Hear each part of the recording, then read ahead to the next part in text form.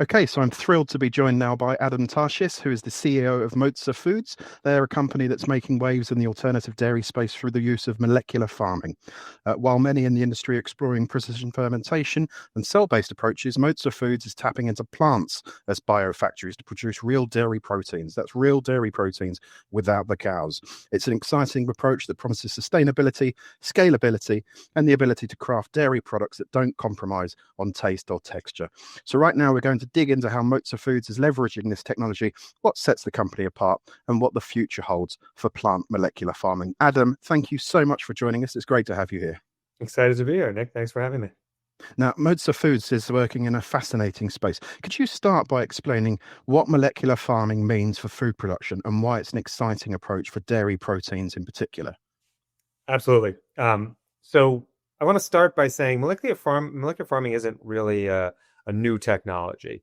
The same science and genetic engineering techniques that have enabled the development of crops that can withstand drought, grow better in high salt soil conditions, and resist herbicide treatments, massively reducing the labor required to produce the world's food supply, is exactly what molecular farming companies use to develop our products and plants. However, instead of engineering plants to produce a protein that helps it better survive in drought conditions, for example, we engineer our plants to produce animal proteins that can be extracted and used as drop-in replacements for existing animal-based foods, in our case, dairy products like cheese and ice creams. There are a number of things that excite me about molecular farming, and the number's far too many to cover in this short conversation. But I will say this, for the first time, there seems to be a path to producing animal proteins for less than it costs to produce the animals that we've needed to get those proteins from. Mm. And that is the most critical step to ensuring that that alternative proteins will actually be accepted and adopted by the market and actually make their way into foods, which is the only way we get to reduce the number of animals grown in the world and all of the greenhouse gas emissions and other environmental issues that come from those agricultural processes. Mm-hmm. Well, let's dive into the technology behind it. So what specific plant species are you using for your process, and what factors influence those choices? So we work with soybean plants, and we looked at really over 40 different crops when we were first starting out prior to making our decision, and looked at 30 different characteristics of all of the plants that we looked at. Why did we choose soybean? A number of reasons. First, soybeans are powerhouses of protein production. About 36 to 43%, depending on which soybean plant you're looking at, of each seed that the plant produces is protein. Soybeans are the second largest agricultural crop grown in the U.S., accounting for almost 25% of its agricultural output. There is massive infrastructure supporting growing and processing soybeans. There are really well-established secondary markets for all the byproducts that come out of a soybean, because we use the protein, but there are markets that make use of oil, hulls, and some of the soy protein concentrates. And finally, and maybe most importantly for us, soybeans are what's called a self-pollinating plant, meaning that unlike wind and insect-pollinated plants like corn, the seeds and genetics we plant stay in the fields we plant them in and are not able to get distributed to other fields, which is something that we call pollen drift or genetic drift, making soybeans a very safe plant to work with from a genetically engineered plant perspective. Now, I'd love to understand the underlying biology. I'm no expert, but are you able to walk me through the vector system and transformation method that you're using to introduce those target genes into your host plants? Absolutely. So the systems that we use, again, industry standard processes that have been in place for probably the last 30 years.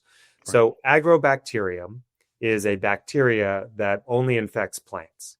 And it has a very specific way of infecting a plant that includes inserting a part of its bacterial genome into the chromosomes of the plants that it infects. So what we do is we engineer agrobacterium with our casein-producing genetics. So we basically add genes that encode for casein proteins into the agrobacterium. And then that bacteria transfers our genetics to our plants and stably inserts them into the chromosomal DNA of the target plant. In our case, that's the soybean plant. And what that means is our genetics persist from generation to generation. And from there, we can use the seeds of our plants to propagate new lines containing our soy producing genetics, theoretically forever. Now, ensuring consistency, that's often a challenge with biological systems. So, how are you able to maintain stable and consistent expression levels of the desired protein across different batches or varying environmental conditions? So, interesting. This is maybe something that's a little bit different when you think about molecular farming from precision fermentation or cell culture. But the plant transformation process really results in a gene that's stably integrated into the chromosomal DNA of the plant. So each generation of seed produced by our plants is genetically identical to the generation before it. So we test seeds to find homozygous plants, which means that our genes are present on both chromosomes in the seed. And we use those seeds for our future generations. So really, we're working with clonal copies of our plants, which ensures that we get the same consistent or high consistency and the same proteins produced in each generation of plant. Mm. We're going to talk about protein expression now. So, how do you extract and purify them? And on top of that, how do your purification methods compare to more traditional techniques used in precision fermentation or cell-based systems? So, casein micelle production inside of our seeds is really one of the things, the big differentiators of our company and how we do things versus others. And it's important to understand that before we talk about purification. So, casein protein, which is the key protein from milk that's used to make cheese and yogurts and ice creams, doesn't exist as individual molecules in milk. It actually aggregates together to form a higher level structure that's called a casein micelle.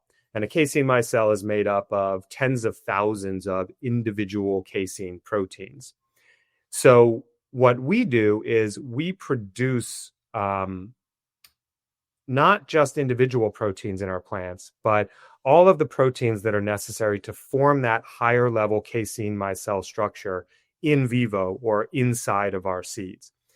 And while that's much more complicated than what some other companies do in our space, we did it for two main reasons, and both have to do with purification. Generally, proteins are separated by size, which means that it's easier to separate big things from little things when you're dealing with manufacturing processes. And so if you think of a casein micelle as being the size of a basketball and an individual protein being the size of a grain of rice, it's much easier to separate basketballs out of your soy plants and seeds than it is grains of rice, especially when your casein proteins are very similar size to the native soy proteins. So one of the problems we had to solve for was how were we going to separate, if we couldn't do by size, how were we going to separate individual casein proteins from soy proteins? And there wasn't a really good way to do it. So what we did was we went about engineering our plants to actually make the full casein micelle. That's what provides all the functionality for stretch and melt and taste in dairy products. We make that inside the seed. And what that means is we can use standard dairy filtration processes. They're called ultrafiltration and microfiltration to actually separate our casein micelles from the plant material. So we actually use very standardized purification systems or equipment to isolate our casein from our plants.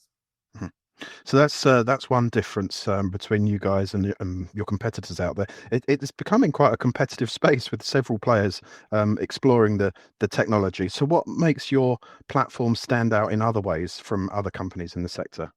Yeah, so casein micelle formation is probably the biggest difference that between our technology and others in the space. So if we look at the main ways of doing things, you're either producing individual casein proteins in a seed or you're producing a full in vivo micelle. Others are also working in other systems. We talked about why we chose soybean. Some folks use potatoes. We like soybeans because they're such a big protein producer, but we're it's a big market, and we're hopeful that all of these different methods of producing casein will have a place to play in the larger market. Mhm. Now, as I understand it, protein yield is often a key metric for success in molecular farming. So how do your yields compare to industry benchmarks, and what strategies have you adopted to optimize production? So I'm not sure there really are industry benchmarks per se for our alt dairy protein yet, other than cost parity with cow's milk, Mhm. which is probably the only metric that matters anyway. Um, so we believe that it's necessary to convert about 7% of the protein in a soybean seed to casein to reach cost parity with cow's milk. So another way to think about that is uh, uh, if you have 100 grams of soybean seeds, 36 grams of that 100 is protein. So we need to convert roughly 20% of the protein in a soybean seed to casein. Now, it's important to note also that over the last 2 to 3 thousand years that humans have bred soybeans to produce a ton of protein, we make a lot of protein that the seed doesn't need, but that we like. So the native soy protein in the seed that we're converting to casein is actually inconsequential to the health of the seed or germination of the plant.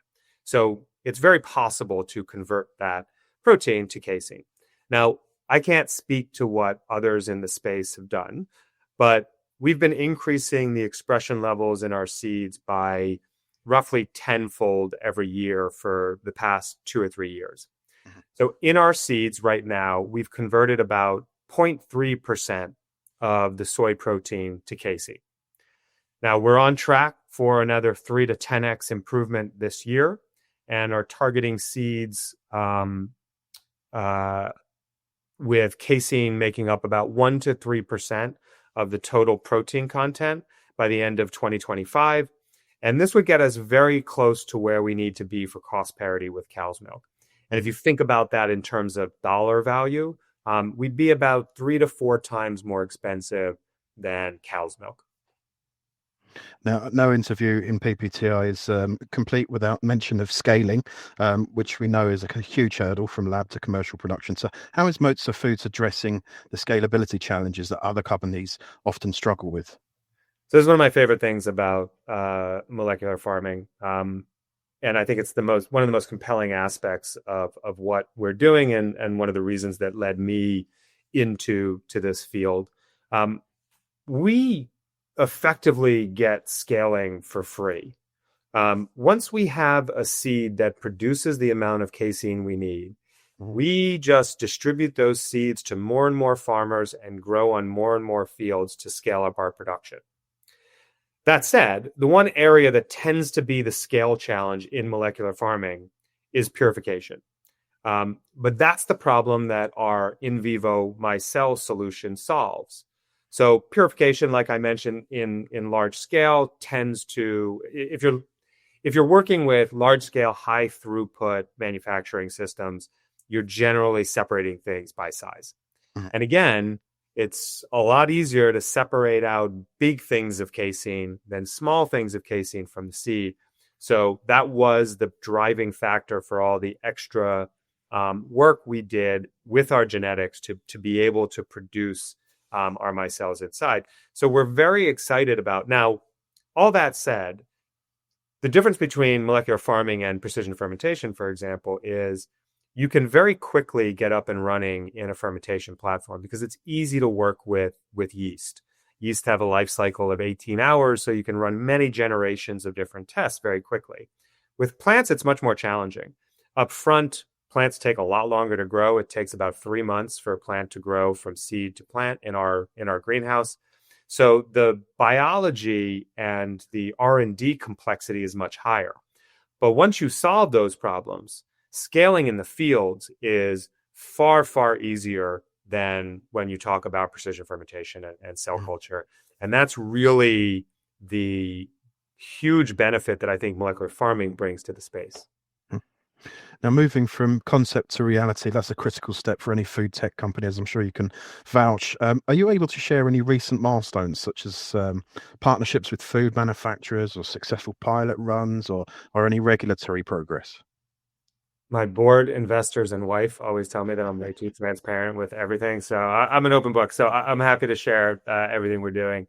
Um, so, number of milestones that we've achieved. We just completed our third year of USDA permanent field trials of our casein producing seeds in the US. We're now pursuing USDA approval to plant our seeds without the need for permits. We have NDAs and LOIs with Danone, Bell, Kraft, and a number of other European and US-based dairy manufacturers, as well as Meg Milk in Japan. So we're continuing to broaden the commercial partners that we work with.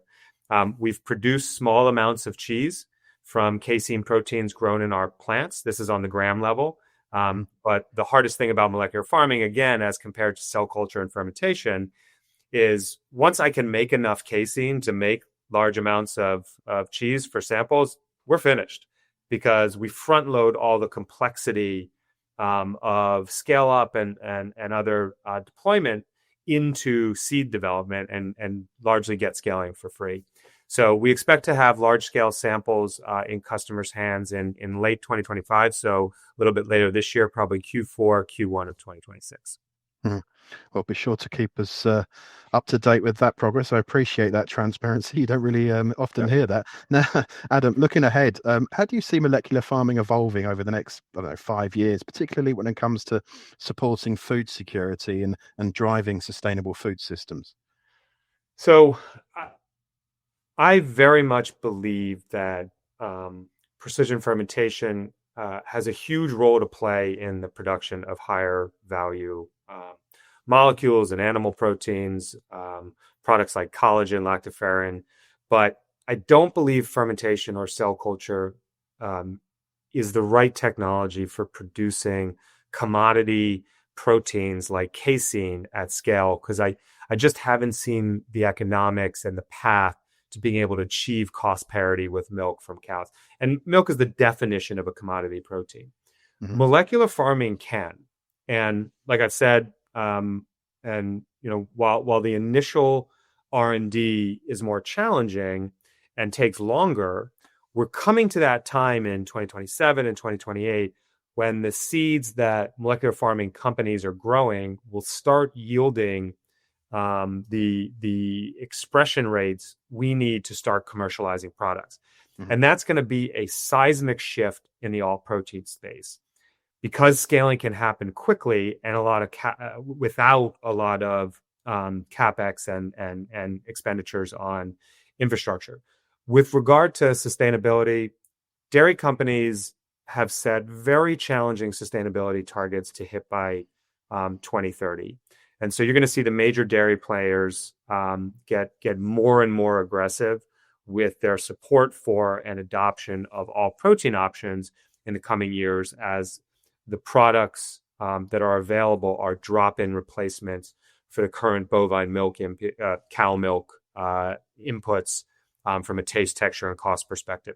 Exactly the area that molecular farming thrives in, as we produce the genetic equivalent protein as cows. So very excited for what I think are going to be some seismic changes in how molecular farming is viewed in the all protein space.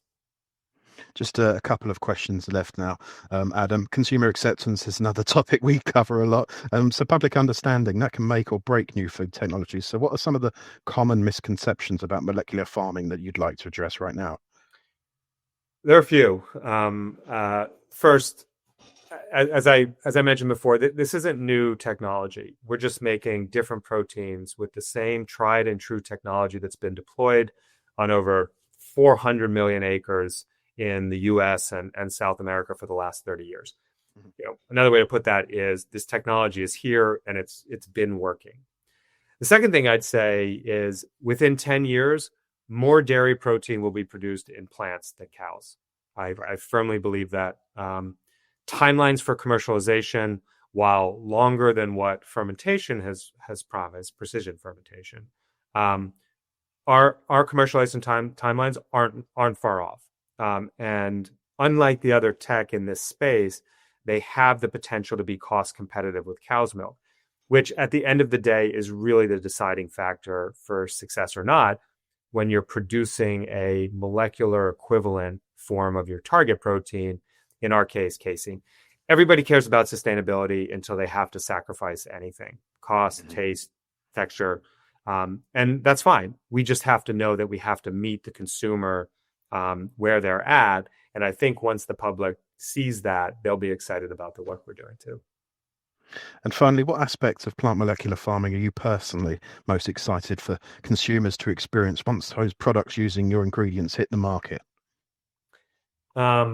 So to be honest with you, I'm most excited for people to do a real blind taste test, like the OG Pepsi challenge from the 80s, which I'm sure is aging me plenty. But I'm excited for people that love cheese and ice cream to learn they can help the planet and animals without having to sacrifice foods that taste great for real this time. Yeah. And that is absolutely why myself and all the other folks that work at Mozza are doing the work we do. I tasted some good plant-based ice cream, but I'm yet to really find a good cheese. So hopefully your products are the missing link. Yeah. Look, Adam, it's been a real pleasure hearing about the incredible work that Mozza Foods is doing in the molecular farming space, from tackling scalability challenges to producing complex dairy protein. It's clear that you're paving the way for a more sustainable and delicious future in food production. Thanks so much for sharing your insights today. I know our listeners will have learned a lot about the potential of this technology and the exciting road ahead. So, Adam, thank you very much for your time. Great talking with you, Nick. Thanks so much.